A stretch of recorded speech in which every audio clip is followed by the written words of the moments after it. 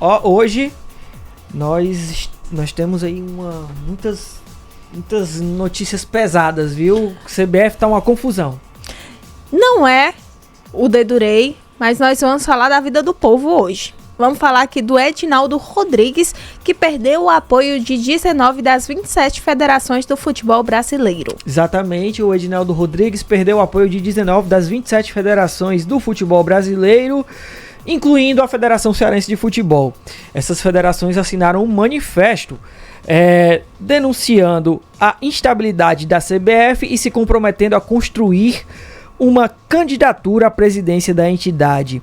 No texto, essas federações elas estão cobrando melhorias em pautas como o calendário equilibrado, a arbitragem profissional, a qualidade dos gramados, a segurança nos estádios e o fortalecimento das competições. Pautas essas que são pautas que estão aí visíveis para todo mundo, que são pautas que são mudanças que precisam ser de fato feitas no nosso futebol brasileiro.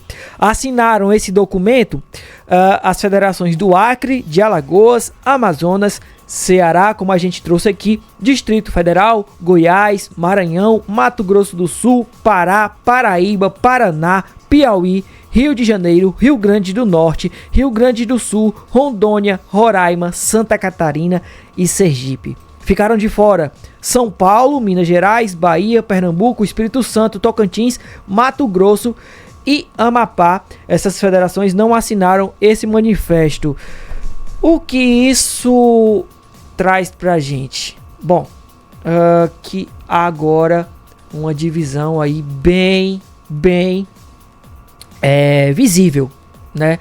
No futebol brasileiro, é um momento de mudança no futebol brasileiro, né?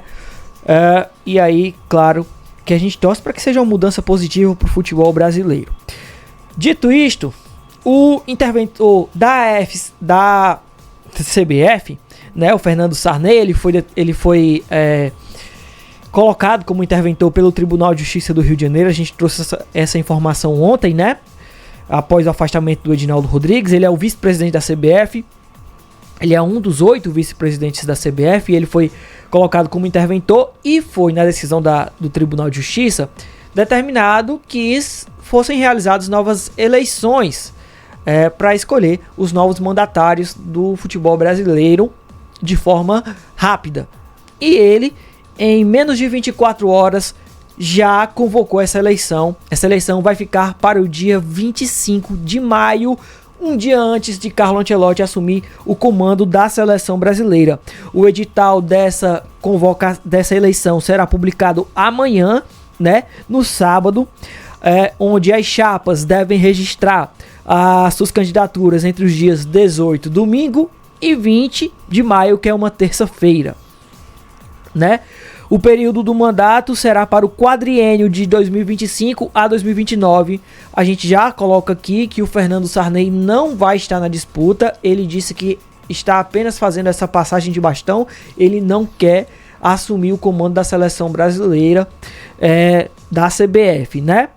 Nessa eleição serão definidos o presidente da CBF, os 8 vice-presidentes, os 3 membros efetivos do Conselho Fiscal e mais 3 membros suplentes do Conselho Fiscal, certo? A votação é a seguinte, olha. Os presidentes das 27 federações participam da eleição. Cada presidente de federação tem voto peso 3. Participam também da votação os presidentes dos 20 clubes da Série A do Campeonato Brasileiro. O peso do voto deles é peso 2. E também participam os presidentes dos 20 clubes que disputam a Série B do Campeonato Brasileiro. Os votos desses presidentes têm peso 1. Dentro da CBF, nos bastidores, há um movimento de que serão criados 2 blocos, né? E que pela primeira vez desde 1989, vamos ter de fato uma disputa pela presidência da CBF, com 2 blocos. Quem são os blocos? O primeiro bloco, formado pelas 19 federações que assinaram o manifesto, o outro bloco das 8 federações que não assinaram o manifesto. As 19 federações têm 2 nomes que aparecem como possíveis candidatos apoiados por essas federações. São eles: o Samir Chaud, da Federação de Roraima, e o Felipe Feijó, da Federação de Alagoas. No outro bloco, o nome mais cotado para ser o representante dessas federações é o do Reinaldo Carneiro Bastos, que é da Federação Paulista de Futebol, certo? Aí eu só queria trazer aqui uma coisa, um dado interessante em relação a essa questão da disputa eleitoral, certo? Desde 89, a CBF elege seus presidentes por aclamação, ou seja, não tem disputa. Todo mundo apoia um candidato só. E aí eu vou trazer um dado interessante.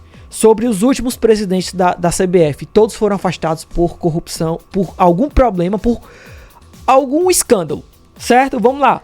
O Edinaldo Rodrigues, afastado por conta da possível falsificação da assinatura, né?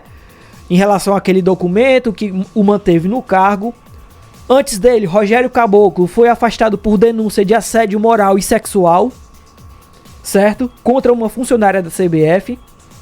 O Marco Polo Del Nero, anterior ao Rogério Caboclo, foi suspenso do futebol por 20 anos devido ao envolvimento e recebimento com propinas de contratos da Libertadores, Copa América e Copa do Brasil. Antes dele, José Maria Marim foi banido do futebol e condenado a 4 anos de prisão por crimes como organização criminosa, fraude bancária, lavagem de dinheiro durante os anos em que presidiu a CBF. Antes dele, Ricardo Teixeira foi banido do futebol pela FIFA devido a recebimento de propinas em contratos de Libertadores, Copa do Brasil e Copa América. Ou seja, essa confusão da CBF não é de hoje. Esses escândalos da CBF não são de hoje. E mais uma vez a gente vive um momento de pura instabilidade política no comando da entidade que rege o futebol brasileiro. E isso é absolutamente lamentável, minha amiga Ruth. Mas no meio dessa confusão toda, temos uma notícia bacana. Conte. Carlo Ancelotti reafirmou seu compromisso com a seleção brasileira. Ele vai assumir a seleção brasileira no dia 26 de maio. Ele, inclusive, ao saber da queda do Edinaldo Rodrigues, do afastamento do presidente Edinaldo Rodrigues, que tenta, né, em Brasília, junto ao STF, se manter no cargo, ele teria dito o seguinte, abre aspas: meu contrato é com a CBF, não com o Edinaldo, fecha aspas. Inclusive, na negociação que foi comandada pelo intermediário Diego Fernandes com o Carlo Ancelotti, teria sido passado toda essa questão da instabilidade política, por isso não é surpresa para o Carlo Ancelotti esse afastamento. Além disso, ele recebeu sinalizações dos opositores do presidente afastado Edinaldo Rodrigues, que se ele acertasse com a seleção, não seria mexido nada em comissão técnica, o acordo seria mantido. E foi algo que deu segurança para ele, certo? Certo. E além disso, há um consenso na CBF de que a seleção precisa ser separada das questões político e eleitorais, entendeu? Tanto é que o coordenador de seleções masculinas, Rodrigo Caetano, e o coordenador técnico da entidade, o Juan, devem ser mantidos nos cargos, independente de quem será o próximo presidente da CBF, se houver um novo presidente, ou então se o presidente Edinaldo Rodrigues conseguir voltar ao cargo. Vitor, pra gente encerrar rapidinho, só me lembra qual será a data da escolha do novo presidente? Dia 25 de maio. Pronto, tá certo. Muito obrigada pela sua participação, um abraço e até segunda-feira. Até segunda.